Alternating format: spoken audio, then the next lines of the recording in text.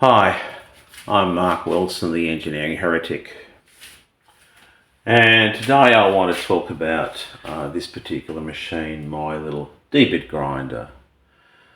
I bought this, I think it was through eBay or something like that, for around about $1,000.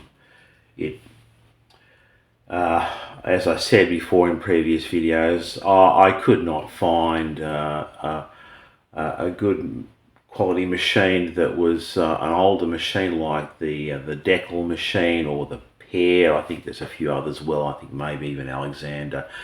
So the people who basically produced pantographs were also usually made machines like you see here. Now, of course, you see on the lettering on the side, this is obviously a machine from China, I believe. And I said I paid $1,000 for it. Now, the reason why I bought this machine is because it was the only thing. Well, it came with all its bits and pieces, all its attachments, and in fact, it comes with a few attachments that even the originals don't have. The main reason I like this machine, it does have some pros which are really beneficial. First of all, the dresser on this works on the movement of a quill in the spindle here, which when you dress this, the wheel moves out. And because of this, the diamond stays fixed in its position. And when you dress the wheel moves out. So effectively, the position of the diamond establishes a firm position of the wheel. So if you're grinding and you wish to dress this, or you realise your wheel is becoming too curved on the outside and things like that, you need to remove a lot. This machine, you just move this quill forward and dress it, and that will re-establish the wheel in exactly the same place it was when you first started grinding. Now, the original there is a Deckel machine that does have this facility. It does not have it's a little bit different in its configuration. It has a very heavy post across here. It is a very substantial machine. It's about that size. It's a little bit bigger and bulkier. It has a big cover over the wheel and things like that. It is the gold standard of the best D-bit grinder available, which is their top end one. I have used them in the past. There's two places I've worked where we've had one of these particular machines. They're as rare as hen's teeth. But they come with but they will also sell for around about, even old machines will sell for around about $10,000. So clearly that's beyond my little hobby workshop's finances. I can't justify that. But the decals and what have you of this configuration, all they have on the dressing is a fixed wheel, and when you adjust this, the diamond will run on a bit of a slide here, so effectively your diamond is moving over, so your wheel position changes. So the top of the range Deckel ones have this. Of course, all machines that you buy these days has this configuration. So that's one of the reasons why I like this machine. But as I said before, we're entering the realms of cheap Chinese machines. We need to discuss also what the limitations of this machine. Now, the original Deckels, let me discuss some of their features. Had a little in here. They had a little red dot through a little window, and when you want to set your setting tool out, usually to sharpen a D-bit. You pull this out, swing this around, hold this on the center and set this. You had a dual spindle inside here that one would roll inside the other, and you could change the orientation. Once even you've locked it in the collet, you could change the orientation of the D in a separate little thing here, then lock that up. There's a second little lock here. This machine does not have that window here. It doesn't have much of that at all. If you want to rotate your tool, you have to unlock your collet and basically move it around. Now, that's probably neither here nor there. You can get around the fact that that doesn't have that window there by basically establishing the degrees here. I have that set on 0, and I have a little center punch mark there. And when I do a hexagonal one, I've got little center punch marks on every 30 degrees. These go I think it's every 15 degrees. But there is a little bit of a hiccup on the castellations here, because when you put this over here to that point there and rotate the 90 degrees for the clearance angle on rotational D bits and things like that, you need to have it in that setting there. And the red dot and setting your tool there, work that out, and you didn't have to worry about dealing with this. Well, that's one of the things that the old machines used to do. But this machine has two glaring problems. One's quite easy to fix. This particular little tool setter here is clearly, when I set this up the other day, is clearly incorrect. Now, to fix that, all you really need to do is establish a D that is in the absolute correct position. If you grind something with that set absolutely vertical, you grind it, you flipped it over 180 degrees, and then swung this around here, all you'd need to do, and all I will do, is file or machine that to suit the correct position, which will effectively, and it won't make any difference about, there's no, it's aligned with center or roughly about that. So I can actually fix that quite easily just with a file. That's no problem. But as other people have found with these machines, it's a cheap Chinese machine. The most glaring problem with this machine is what I found out the other day, is the fact that this particular, if I unlock that is the swing around, that provides the swing when I'm grinding radius tools. Now, if I unlock that there, I will zoom in, but there's a substantial amount of play in this, and you can see that rattling there, and I'll zoom in a little bit closer and you'll see how obvious this is.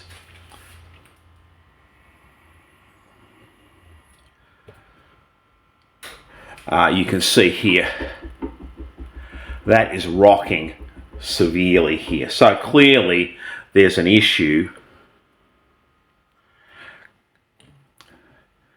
Clearly there's an issue with the spindle going down in here. Now, I think even a couple of people have also pointed out the same problems on their machines.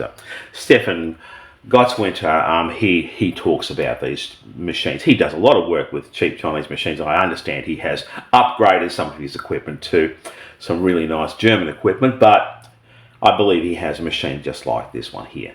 So what I'll have to do is, well, I'm going to fix this particular tool setter here, the D setter, and I have to pull this out and work out exactly what I'm going to do. I'll probably end up just replacing the bush in here. And of course that will change my center point there. I will have to change the scale inside here that's for adjusting the windage on this to do radius tools. So that's the issue with these types of machines. They require a little bit of work, a little bit of tweaking to get them to work exactly the way you want them. So that's what I will endeavour to do. So I'll do a video of what I find inside here and what I went to do to fix it. And that's the issue with these little D-bit grinders. I'm still happy with buying this. It's a fine machine. It will do exactly what I want it to do. It does come with all its collets. It's quite a good machine.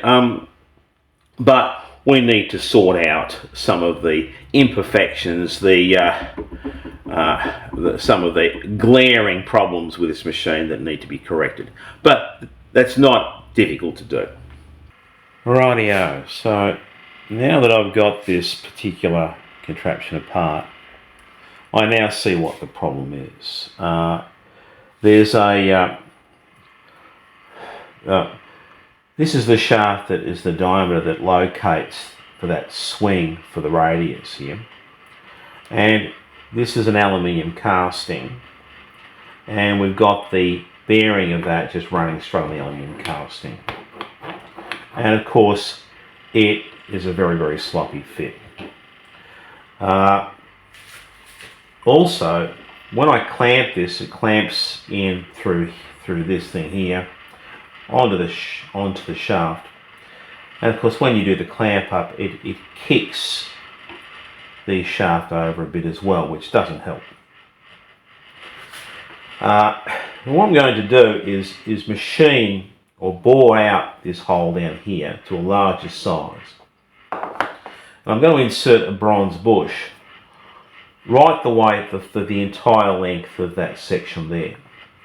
And then I'm going to ream it out to 14mm, which is what that is. I think this will have to be at least 16. I've got to be careful that I'm running out of material there. Insert a bush down there and basically fit this so that then this becomes a bearing, a proper bearing, and not just straight on the aluminium. And then I'll have to re-drill the tapped hole through here to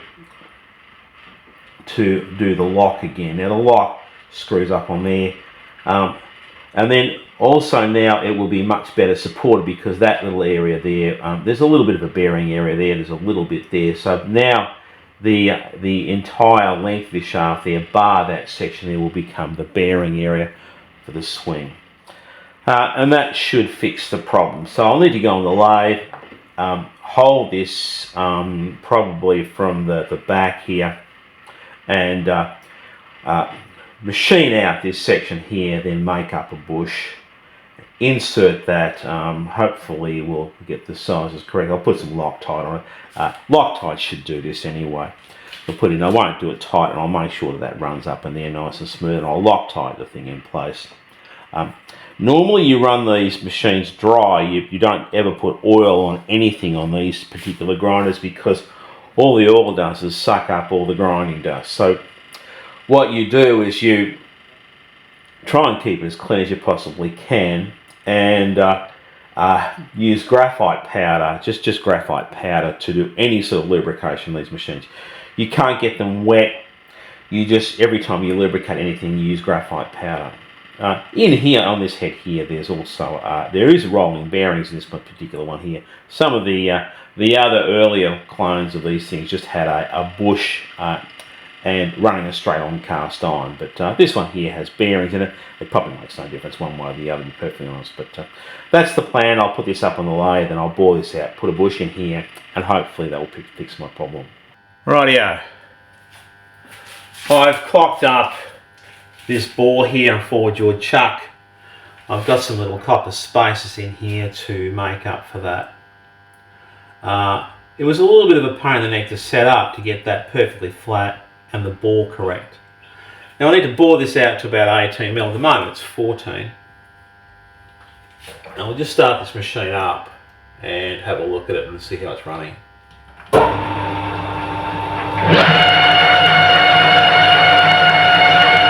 that looks pretty good.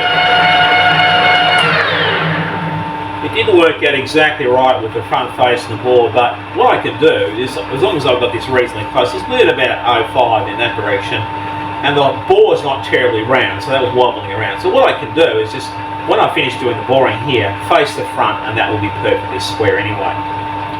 So now what I'm going to do is put my tool on center height here.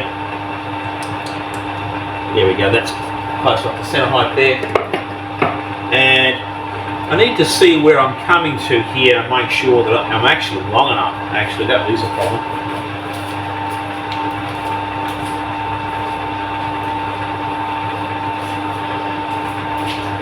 I need to come through a colossal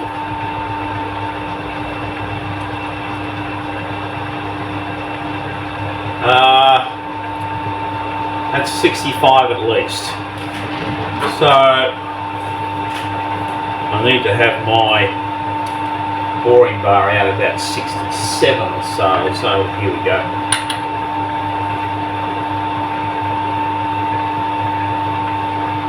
What's that look like there?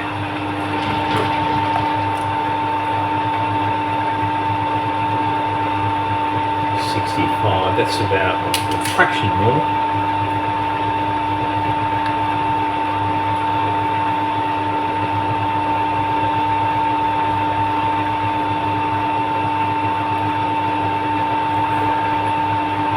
Check the center line again.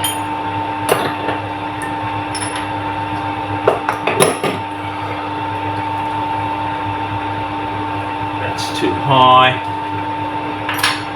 Rotate that down a little bit more. It's a little bit too high anyway.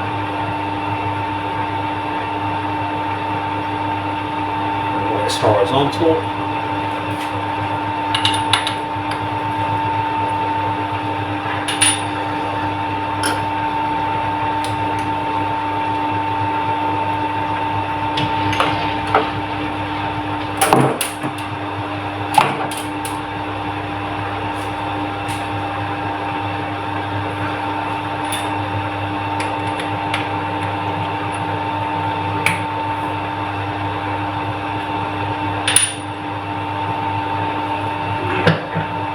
Clutch on this machine's a little bit grabby sometimes, gotta be careful.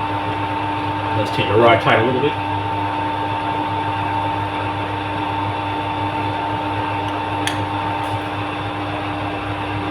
That's pretty good.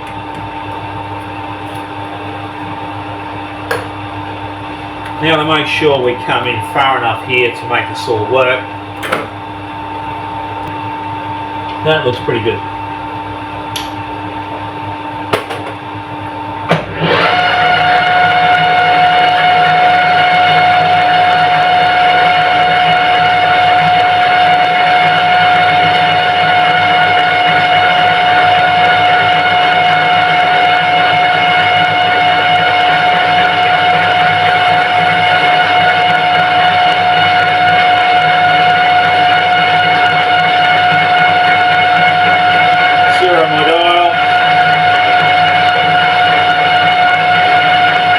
Take a half mil cut, see how we go.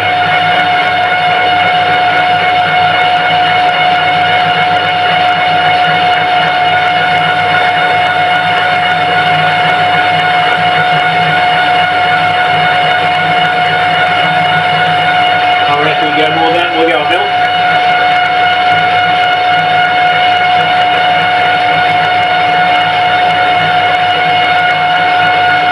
And off we go.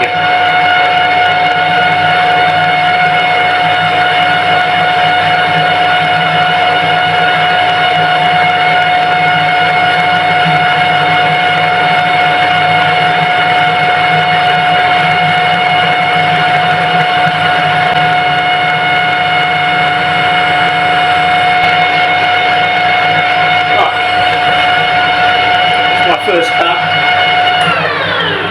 We'll take a measure on that. It was 14. I need at least a millimetre aside for the bush that I'm going to make for this.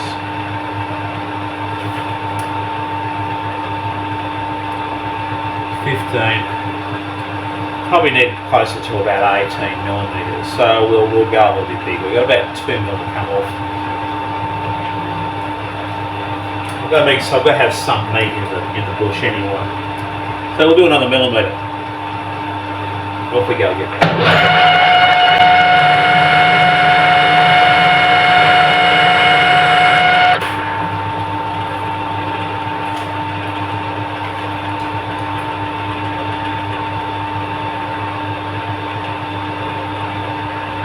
Another mil.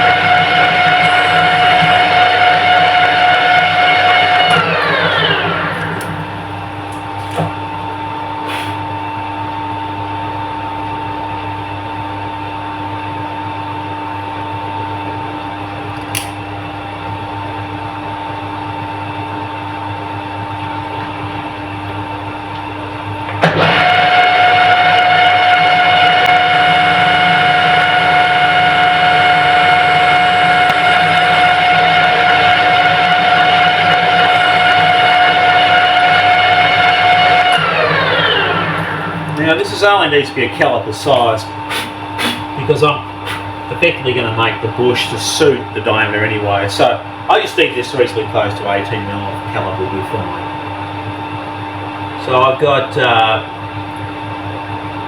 0.3 to come off that. I think I'll just go for broke on 0.3 and we'll leave it at that.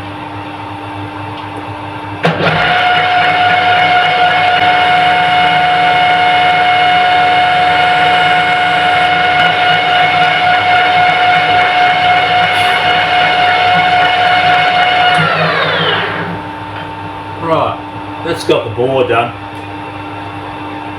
all the way down the bottom. What we need to do now is take a skim cut over the front there, ensure that that bore is perfectly square to that front face there.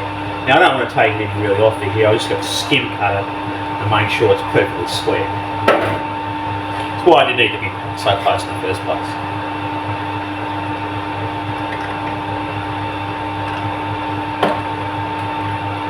First time we're going to go face the other way.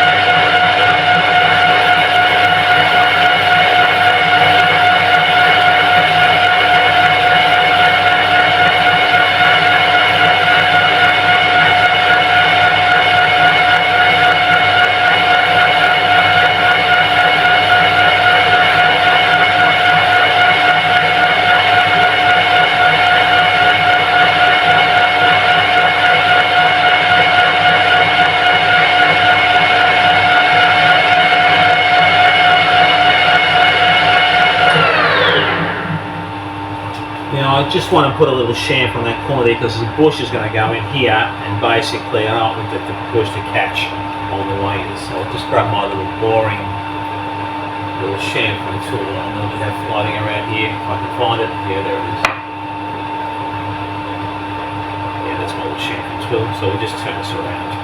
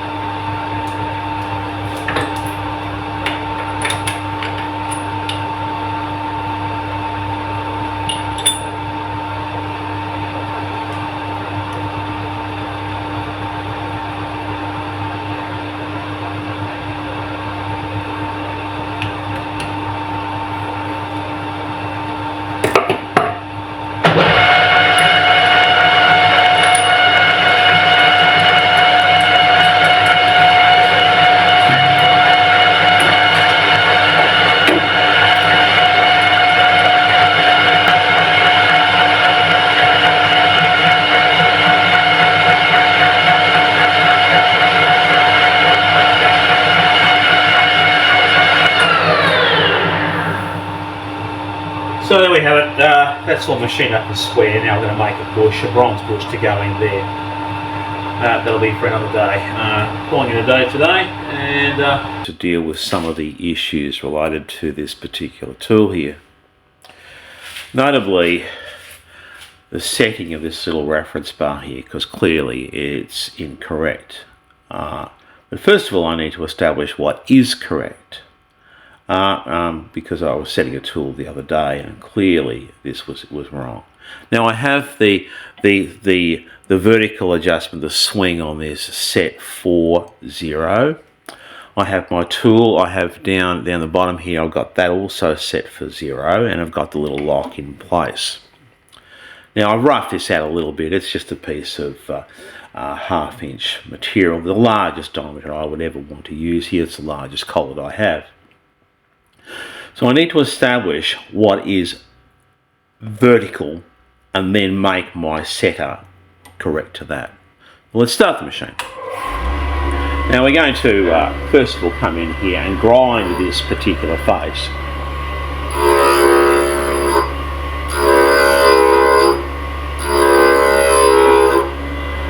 And I need to have this is 1/2 inch.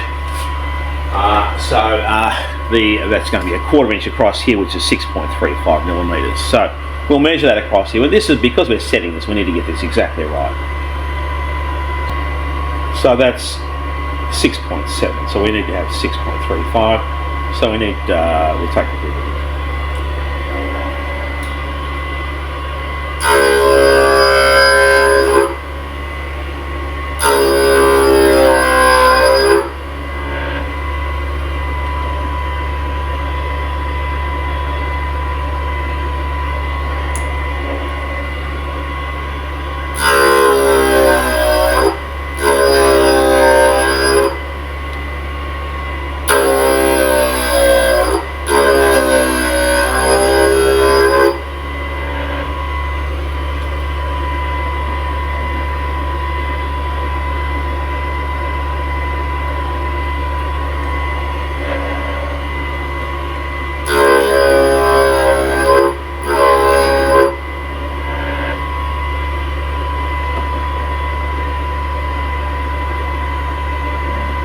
Okay, so that's established that at 6.35 millimeters, and that is, according to the machine itself, dead vertical.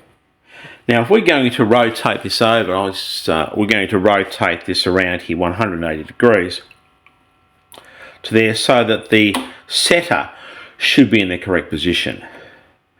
And if I raise this up and put this on here, clearly that is incorrect. I'll zoom in, I'll move the camera around, and I'll show you what's going on here.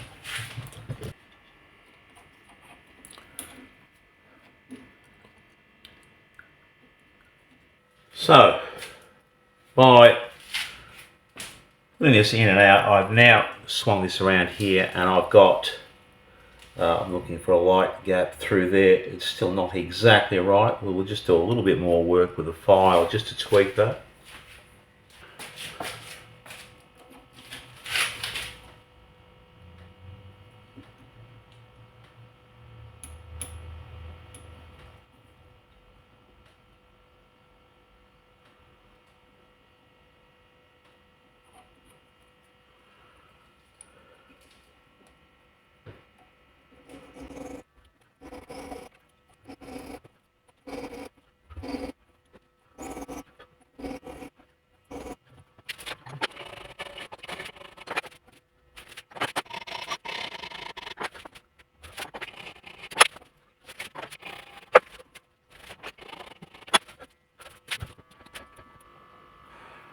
Right, so now I've established that particular setting bar to be in line with the center there. Now that will be my true vertical reference. So that's one of the things that I've fixed from this particular project here. So now that will be correct.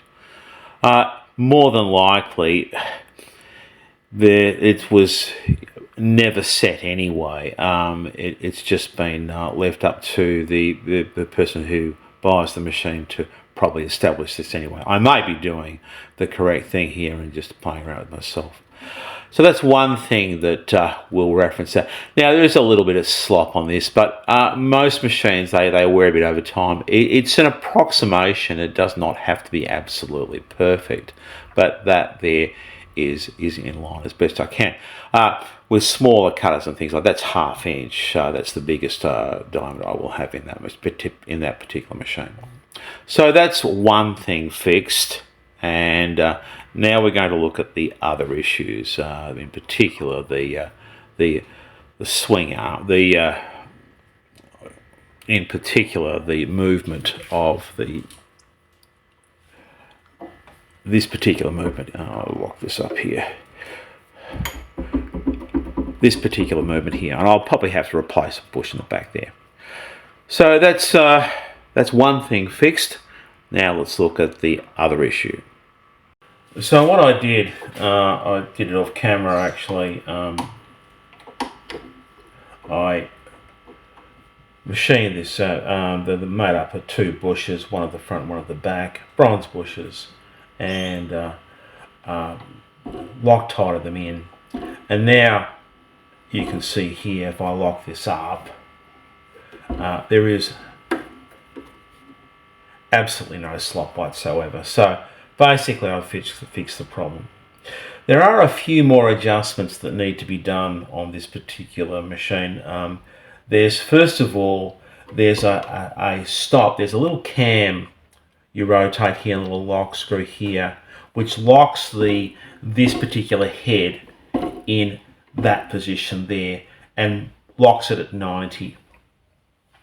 That needs to be adjusted to make sure that's correct. It's just a matter of putting a test piece in there and making sure it's dead square with the wheel, and you just turn this around until it's correct, and you lock that up.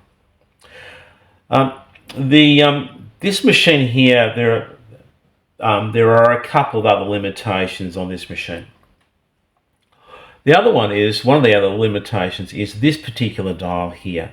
Now this one on the Decals and other machines, including some of the other Asian ones, that actually if you set this here, you undo that little screw there, you can actually set that for a stop, so you can cut a tapered cutter and this will swing around and stop. This machine does not do that. It's just an angle thing that you lock up where it is. Basically it doesn't work as a stop, so that's a little bit of a drawback from this. So if I'm doing a tapered cutter with an angle on it, I'll have to make sure I just stop at the correct angle there just by eye. So that's another little drawback of this. Now there's a few more things that I want to point out too.